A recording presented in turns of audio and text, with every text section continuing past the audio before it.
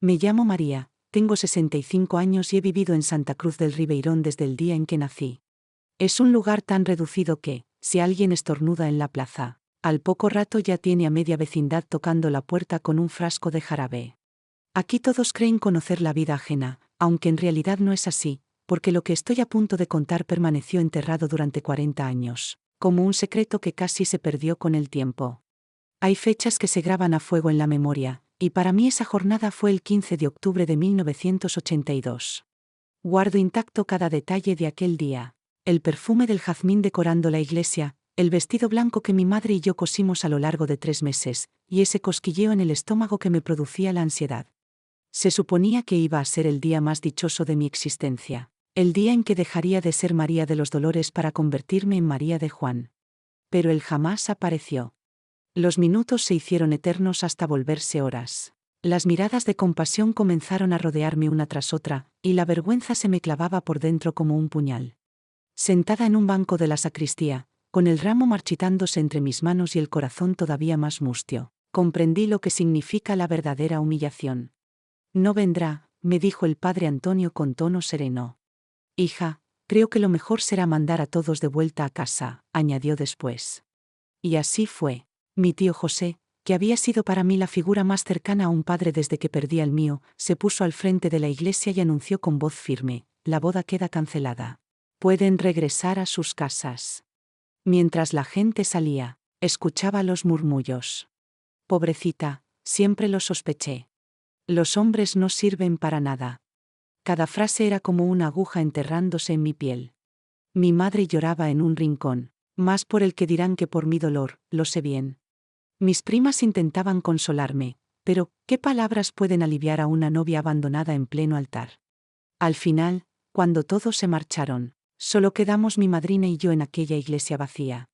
Ella me rodeó con sus brazos y susurró: algún día entenderás por qué Dios permitió esto. Pero en ese instante lo único que sentía era que hasta Dios me había dado la espalda. Regresé a casa en el mismo coche adornado que debía llevarme a la luna de miel en Aguas Claras, el pueblo vecino. Ese viaje de ensueño lo habíamos estado ahorrando durante 2 años.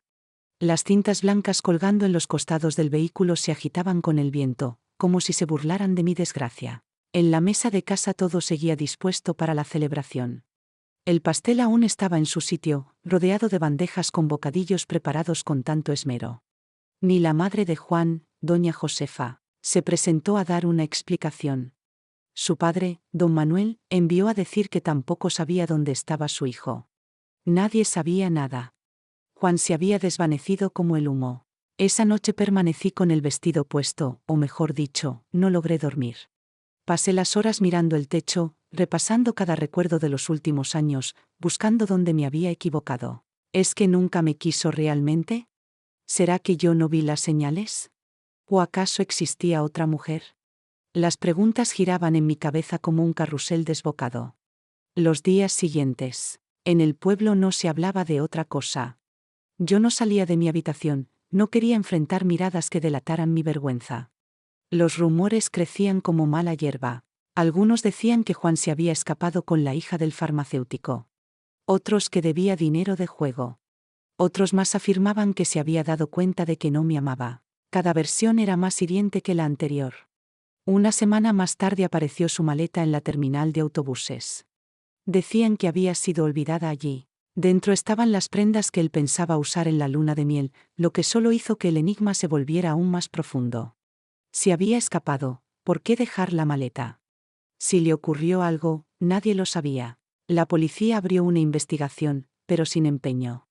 Un hombre que huye de su boda no es un delito, dictaminó el delegado Firmino.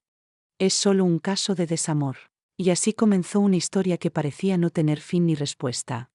40 años de interrogantes sin resolver, 40 años arrastrando la cicatriz de un amor que tal vez nunca existió, 40 años siendo la novia abandonada de Santa Cruz del Ribeirón. Pero la vida es extraña. A veces guarda las respuestas para cuando ya ni siquiera recordamos las preguntas. Y fue en una mañana cualquiera, de esas que transcurren sin esperar nada, que el destino decidió mostrarme la verdad.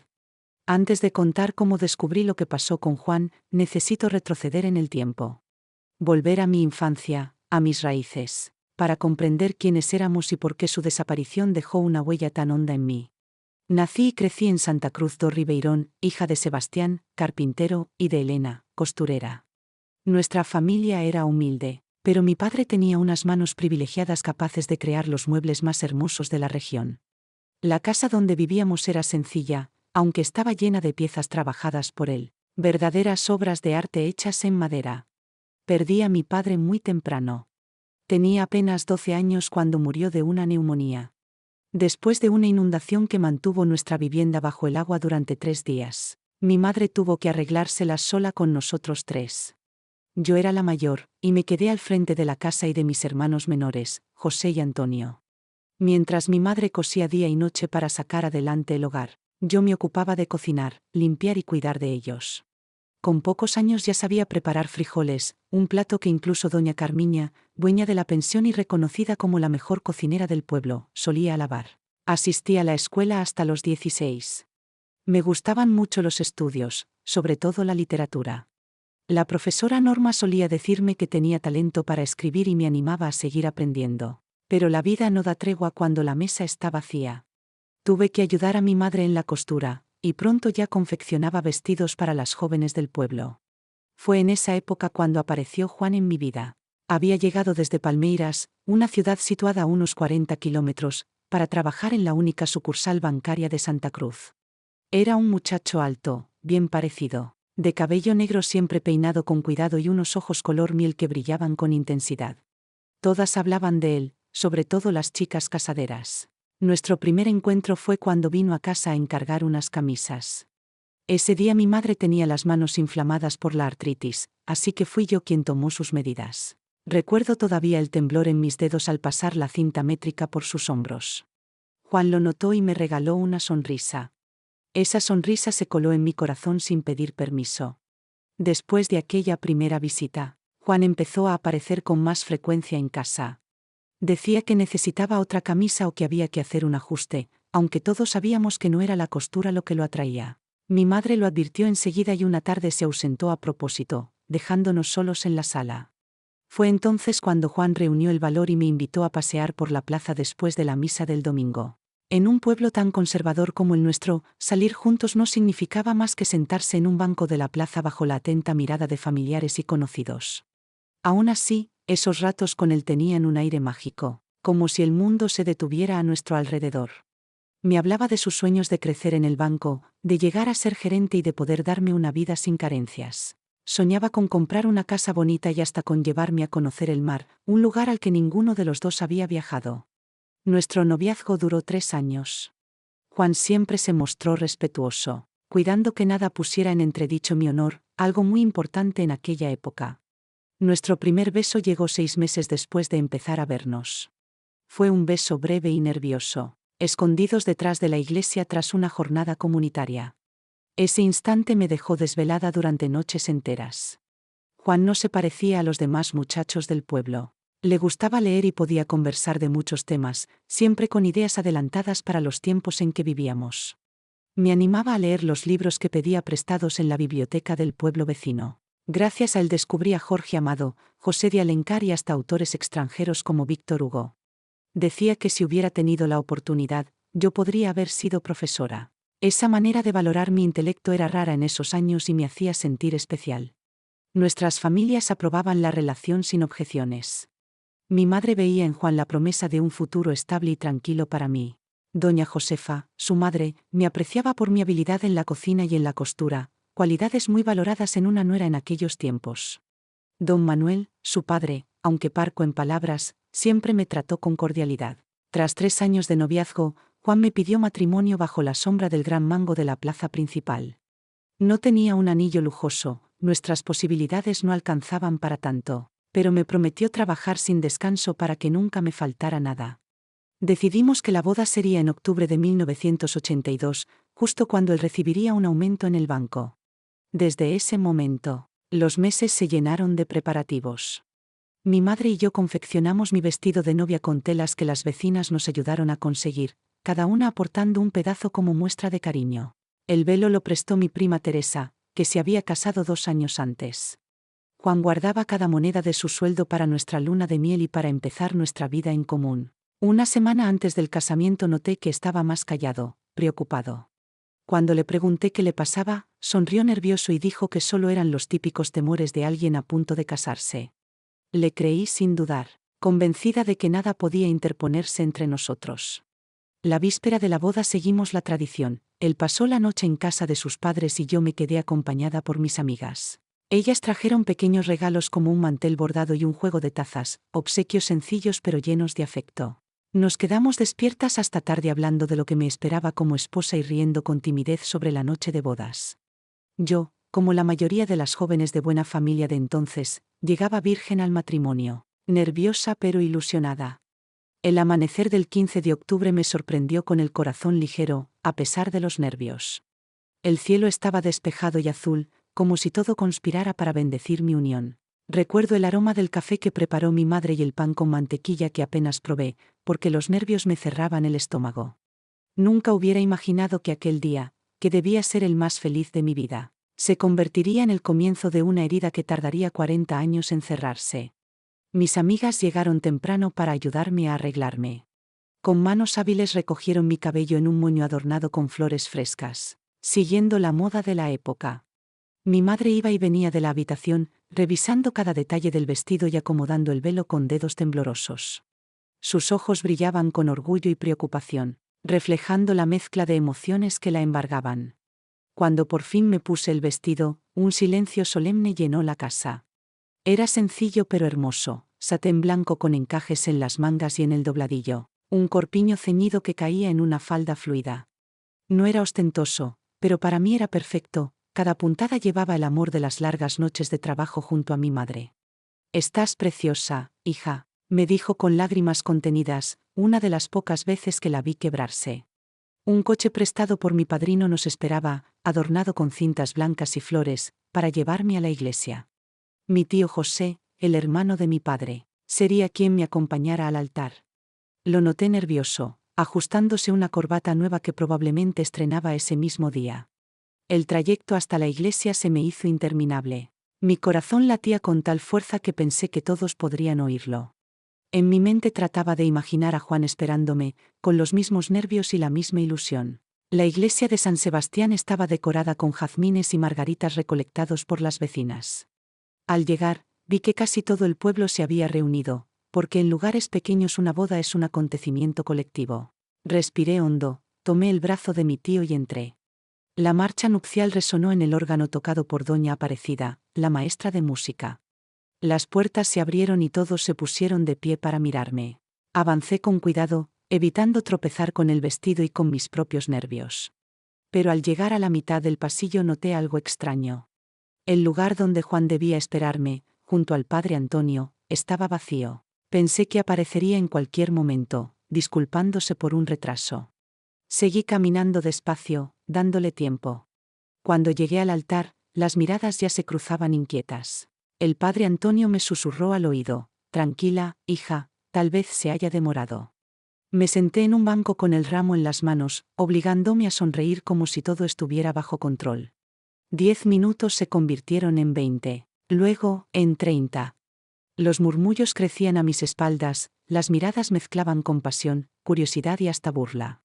Mi madre se acercó a sentarse junto a mí, su rostro pálido, entre la vergüenza y la preocupación. El padre de Juan salió a buscarlo, pero regresó al rato con el gesto abatido. No estaba en casa, tampoco en la plaza, nadie lo había visto.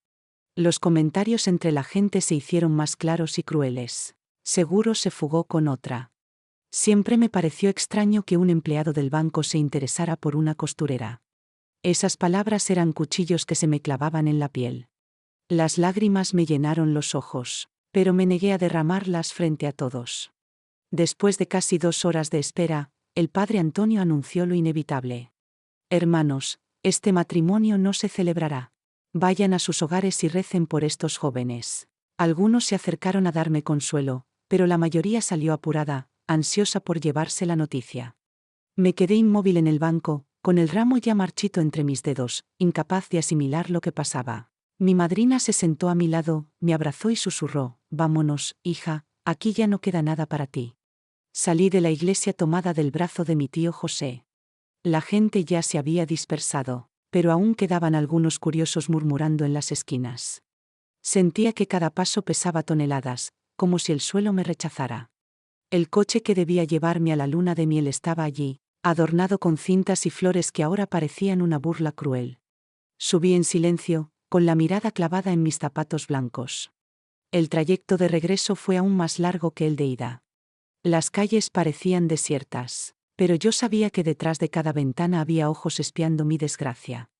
Al llegar a casa, la mesa seguía puesta como para una fiesta que jamás tendría lugar. El pastel esperaba intacto, rodeado de bandejas de bocadillos, como si ignorara la tragedia. Algunas vecinas se acercaron a dar palabras de consuelo, pero sus frases estaban llenas de lástima. Dios sabe lo que hace. Mejor ahora que después. Yo apenas podía sentir, deseando que todas se marcharan. Mi madre lloraba en un rincón, aunque en su rostro leía más vergüenza que dolor por mí. Mis primas intentaban distraerme con bromas torpes, pero yo sentía que me asfixiaba. Finalmente, cuando todos se fueron, me quedé sola en mi habitación. No quise quitarme el vestido. Me tumbé en la cama con el velo aún sobre la cabeza y el ramo destrozado entre mis manos. Las lágrimas me corrían por las mejillas sin detenerse, mojando la tela blanca. Pasé la noche despierta, repasando una y otra vez los últimos días. ¿Había dicho algo que lo ofendiera? ¿Le entró miedo de casarse? ¿O acaso nunca me amó y yo fui la única ciega en esta historia? El amanecer me encontró exhausta, con los ojos hinchados y la certeza de que mi vida ya no volvería a ser la misma. Esa mañana me miré al espejo y apenas reconocí a la muchacha que, un día antes, soñaba con ser esposa. Lo que vi fue a una mujer marcada para siempre como la novia abandonada en el altar. Los días que siguieron fueron un infierno. No podía salir de casa sin sentir las miradas clavadas en mi espalda. El pueblo entero murmuraba, inventando versiones de lo sucedido. Unos aseguraban que Juan había huido con la hija del boticario. Otros decían que tenía deudas de juego y que escapó para no pagar. Algunos susurraban que simplemente descubrió que no me amaba.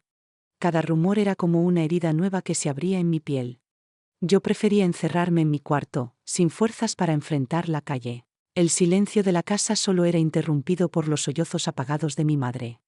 Las vecinas venían con excusas de traer comida, pero yo sabía que solo querían mirar de cerca a la novia plantada. Una semana después llegó la noticia que desató más dudas que respuestas.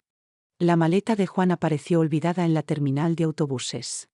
Dentro estaban las camisas, los pantalones y hasta el cepillo de dientes que pensaba llevar a la luna de miel. Todo doblado con cuidado, como si aún pensara regresar por ello. Si se había fugado, ¿por qué dejaría atrás sus pertenencias? Y si le había ocurrido algo, ¿dónde estaba él? La policía abrió un expediente, pero apenas mostraron interés. El hombre simplemente se arrepintió, dijo el delegado Firmino, encogiéndose de hombros. No es un crimen fugarse de un matrimonio. Es apenas un caso de desamor. Sentí rabia al escuchar esas palabras, como si mi dolor no mereciera atención. El pueblo continuó con sus chismes, y yo con mis noches en vela, preguntándome una y otra vez qué había sido de Juan. La incertidumbre se convirtió en una sombra que me acompañaba día y noche, un vacío que ninguna explicación lograba llenar. Para comprender por qué su desaparición me marcó tanto, necesito volver atrás en el tiempo. Nací y crecí en Santa Cruz do Ribeirón, hija de Sebastián, carpintero, y de Elena, costurera. Nuestra vida era sencilla, pero mi padre tenía manos que parecían mágicas. De sus talleres salían los muebles más bellos que podían encontrarse en la región. La casa donde vivíamos era humilde, aunque en su interior brillaban las piezas que él mismo había fabricado con tanto esmero. Tenía apenas 12 años cuando la muerte lo arrancó de nosotros. Una neumonía acabó con su vida de manera fulminante. Recuerdo claramente aquel invierno frío, las paredes de la casa impregnadas de silencio y de tristeza. Poco después, una crecida del río inundó nuestro hogar durante 3 días enteros. Mi madre tuvo que arreglárselas sola con los 3 hijos. Yo era la mayor, y me convertí en sus brazos y en su apoyo. Mis hermanos, José y Antonio, todavía eran pequeños. Mientras mi madre cosía sin descanso, yo me ocupaba de la casa y de ellos. Muy pronto aprendí a guisar frijoles, un plato tan sabroso que incluso doña Carmiña, la dueña de la pensión más conocida del pueblo, solía elogiar. Aún así, No dejé de ir a la escuela hasta cumplir 16 años. Siempre me apasionó la literatura, me refugiaba en los libros como en un mundo distinto. La profesora Norma decía que tenía talento para escribir y me animaba a seguir adelante. Pero la vida no entiende de sueños cuando falta el pan en la mesa. Poco a poco empecé a ayudar a mi madre con la costura. Pronto ya confeccionaba vestidos para las jóvenes del pueblo. Fue en esos años, entre telas y agujas, cuando apareció Juan en mi vida. Había llegado desde Palmeiras, una ciudad situada a unos 40 kilómetros, para trabajar en la sucursal del Banco de Santa Cruz. Era un joven apuesto, alto, de cabello negro siempre bien peinado, y unos ojos castaños con un brillo distinto al de los demás. Las muchachas del pueblo no dejaban de hablar del nuevo empleado del banco. Nuestro primer encuentro fue en mi propia casa. Él vino a encargar unas camisas, y como mi madre sufría ese día de fuertes dolores en las manos por la artritis, fui yo quien le tomó las medidas. Recuerdo cómo me temblaban los dedos mientras le pasaba la cinta métrica por los hombros. Él lo notó y sonrió, una sonrisa que se me clavó en el corazón sin pedir permiso. Después de aquella primera visita, Juan comenzó a aparecer en casa con frecuencia. Doña Elena, necesito otra camisa, decía, o pedí algún ajuste en la anterior. Pronto comprendimos que no eran las camisas lo que lo traía de vuelta. Una tarde, mi madre salió a propósito para dejarnos solos. Fue entonces cuando Juan reunió valor y me invitó a pasear después de la misa del domingo. Nuestro pueblo era tan conservador que cortejar significaba sentarse en la plaza bajo la mirada de todos. O bien conversar en la sala de la casa, con la familia alrededor vigilando cada gesto. Aún así, aquellos breves instantes a su lado tenían un aire de magia. Me hablaba de sus ambiciones, de cómo quería crecer en el banco y llegar a ser gerente algún día. Decía que soñaba con darme una vida tranquila, quizá una casa bonita, incluso llevarme a conocer el mar que ninguno de los dos había visto jamás. Nuestro noviazgo duró 3 años enteros. Juan siempre se mostró respetuoso conmigo. En esa época, mantener intacta la reputación de una joven era lo más importante. Nuestro primer beso llegó medio año después, escondidos tras la iglesia después de un trabajo comunitario. Fue un roce breve, temeroso, pero tan intenso que me dejó noches enteras sin dormir. Juan era distinto a los otros muchachos de Santa Cruz.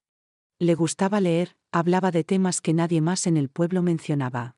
Me animaba a leer los libros que conseguía en préstamo de la biblioteca del pueblo vecino.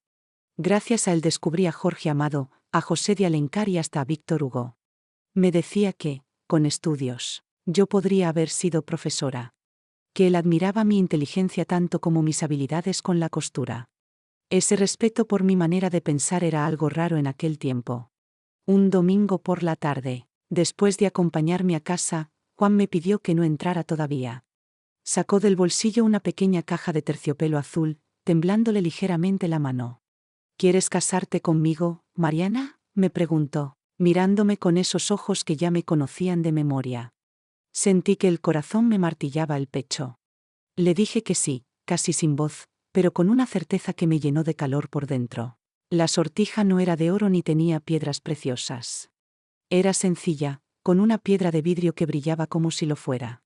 Pero en esos tiempos, el valor de las cosas no se medía por el precio, sino por la intención. Mi madre lloró cuando se lo contamos. Mis hermanos, ya adolescentes, hicieron bromas torpes, aunque en el fondo estaban contentos. Fijamos la boda para diciembre, justo antes de Navidad. Durante los siguientes meses, cada día fue una mezcla de emoción y nervios. Entre encargos de costura y preparativos, casi no tuve tiempo para mí. Yo misma confeccioné mi vestido, con una tela blanca que había estado guardando desde hacía años. No era de encaje ni de seda fina, pero cada puntada llevaba mi esperanza cosida. Juan venía cada tarde para ayudar con lo que podía. A veces lo encontraba barriendo el patio o cargando agua desde el pozo. Eso me conmovía más que 1000 flores. Recuerdo la noche antes de la boda. No pude dormir, acostada junto a mi madre en la cama, escuchando su respiración tranquila. Ella me tomó la mano en la oscuridad y susurró: «Eres valiente, hija. Tu padre estaría orgulloso». Lloré en silencio, sin que ella lo supiera. Al día siguiente, el sol salió brillante, como si todo el cielo celebrara nuestra unión. Me desperté antes del alba, con los gallos aún sin cantar. El corazón me latía tan fuerte que parecía querer salirse del pecho. Mi madre me peinó en silencio, con manos suaves pero decididas. Me colocó un velo hecho de tul reciclado, adornado con diminutas florecillas bordadas por mí misma. Mi vestido era modesto, sin cola ni encajes lujosos, pero era mío en cada costura. Cuando me miré en el espejo, apenas me reconocí. No por el peinado ni por el vestido, sino por la luz que me brotaba desde dentro. La misa fue en la capilla del pueblo, decorada con flores silvestres y cintas de colores. Los bancos estaban llenos, como si todo Santa Cruz hubiera venido a vernos. Juan me esperaba en el altar con un traje prestado y una sonrisa torpe. Nunca lo había visto tan nervioso.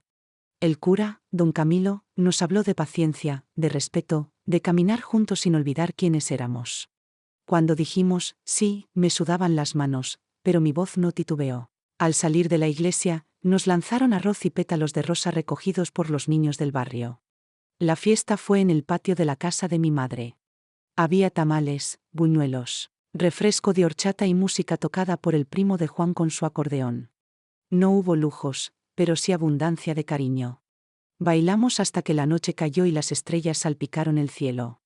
Cuando todos se fueron, mi madre me abrazó largo, como si no quisiera soltarme jamás. Esa noche nos quedamos en la antigua habitación de mi hermana, ahora vacía.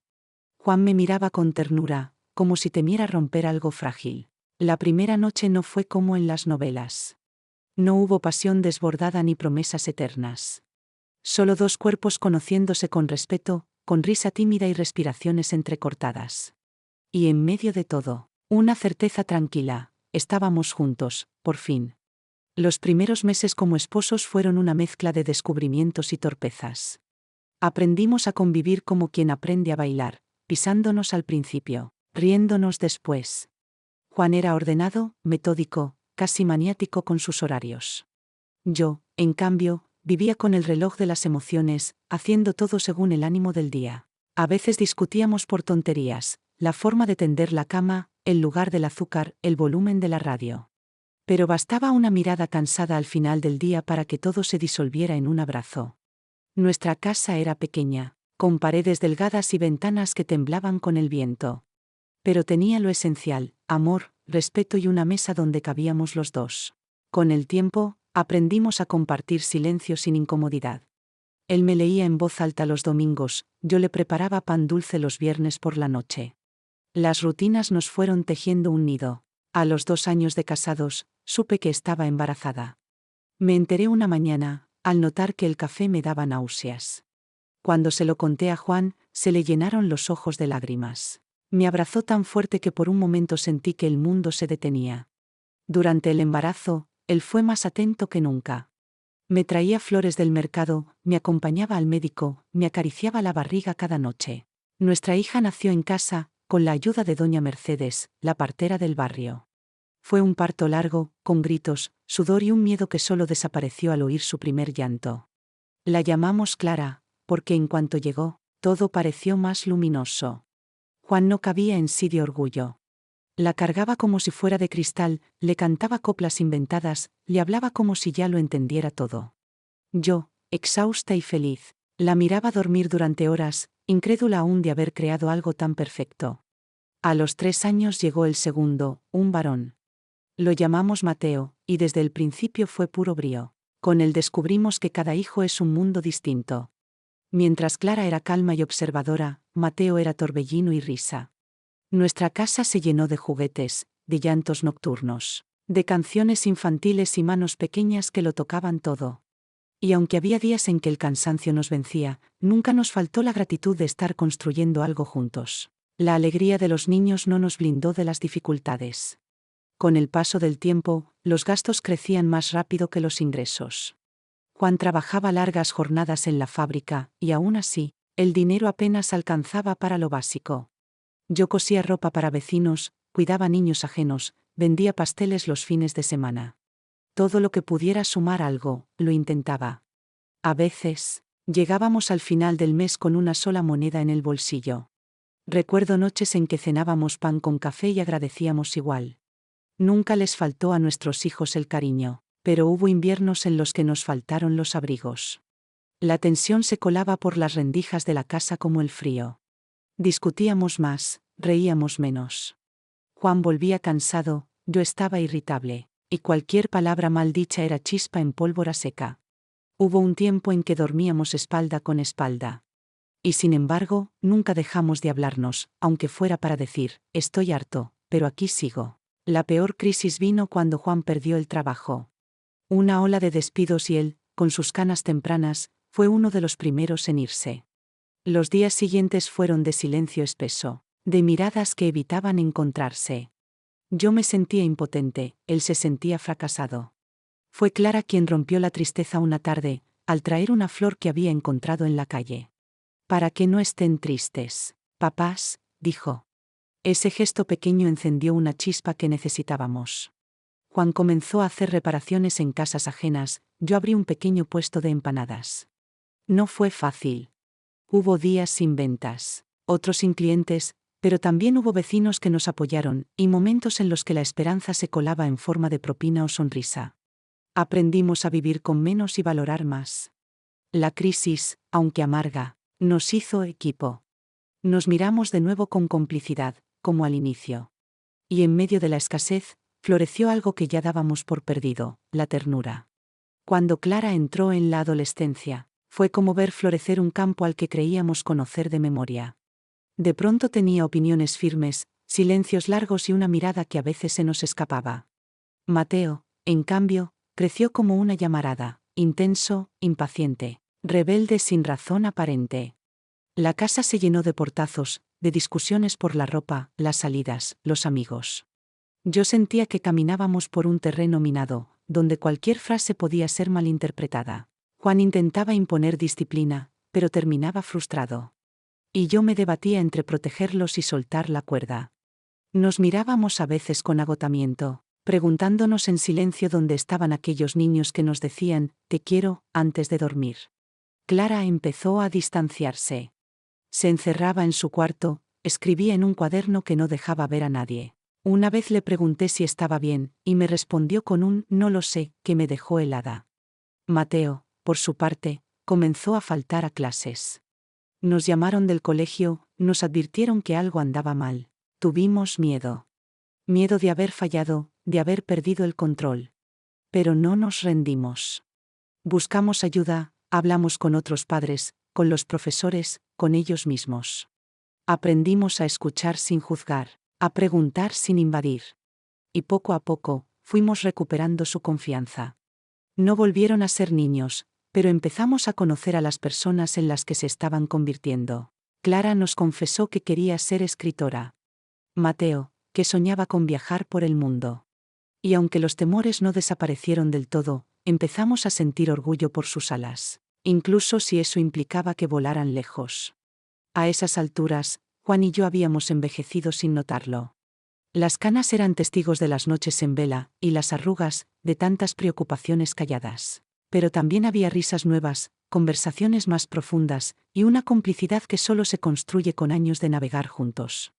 El día que Clara hizo las maletas para irse a estudiar fuera, sentí que algo se desgarraba por dentro.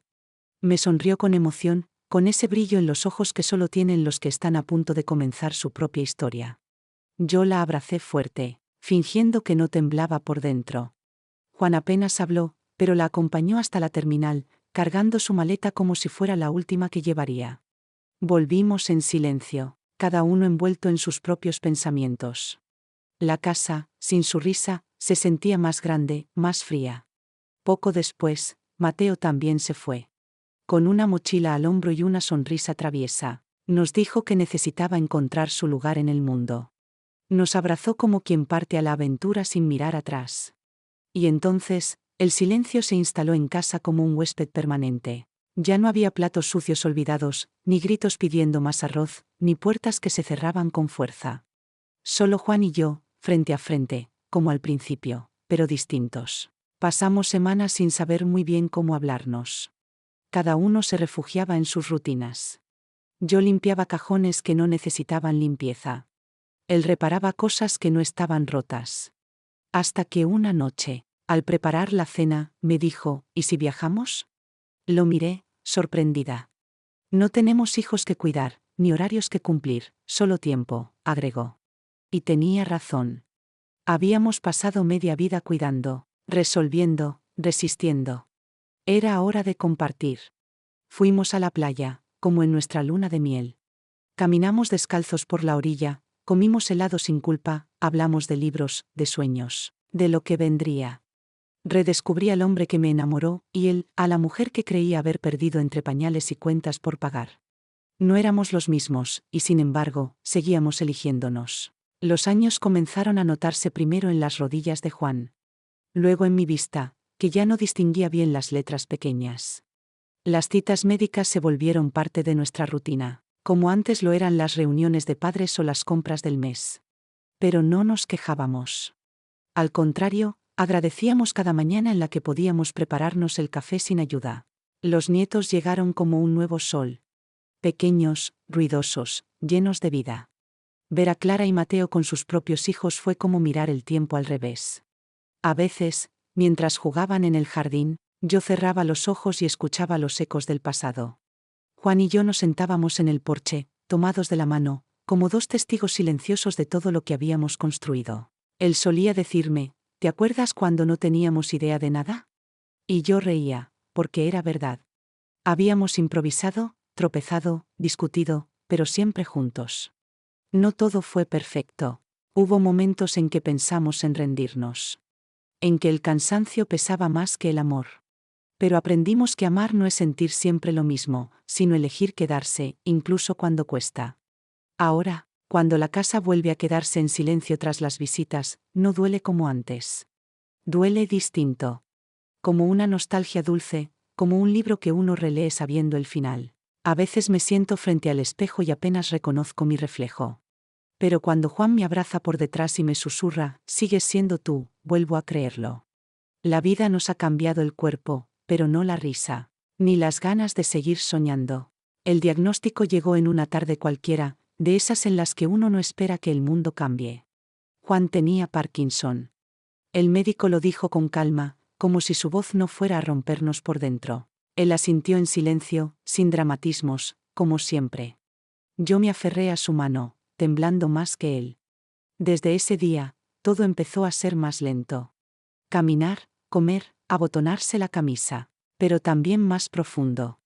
Cada gesto simple se volvió un acto de amor. Cada taza de té que le alcanzaba era una forma de decirle, estoy aquí. Y él, aunque a veces se le olvidaban los nombres, nunca se olvidó del mío. Ni de cómo me gustaba el café, ni de la forma en que me arropaba los pies por las noches. Las visitas al médico se multiplicaron y con ellas, mis miedos. Lloré en silencio muchas veces, en el baño, mientras él dormía. Pero nunca dejé que me viera rendida. Porque si él resistía, yo también. Hubo días buenos. Días en los que bromeaba con los nietos, o cantaba bajito alguna canción antigua. Y días grises, en los que apenas hablaba y me buscaba con la mirada como un niño perdido. En uno de esos días, me dijo, si vuelvo a nacer, te vuelvo a buscar. No necesitaba más. Toda una vida estaba contenida en esa frase. Ahora paso muchas tardes sentada junto a él, leyéndole en voz alta, acariciándole la mano. A veces se queda dormido y yo lo miro, y me veo reflejada en su piel arrugada, en sus cicatrices, en su cansancio. No sé cuánto tiempo nos queda. Pero ya no me importa contar los días, sino vivirlos. Porque entendí que el amor no está en los grandes gestos, sino en quedarse cuando todo tiembla. En elegir amar incluso cuando la memoria falla. En sostenerse, en cuidarse, en esperar juntos. Y eso, después de todo, es la historia más hermosa que he vivido.